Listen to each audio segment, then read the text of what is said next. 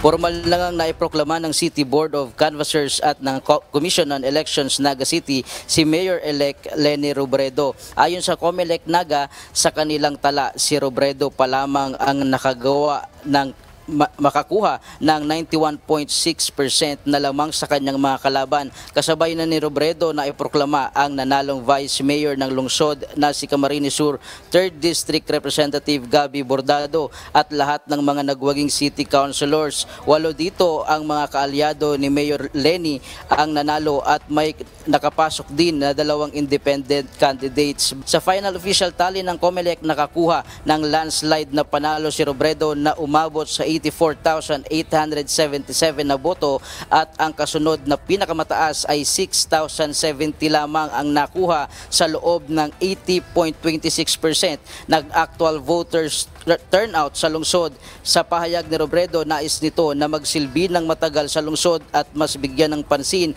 ang pagpapaunlad ng kanyang sariling bayan na dati ding pinaglingkuran ng kanyang namayapang asawa na si Jessie M. Robredo.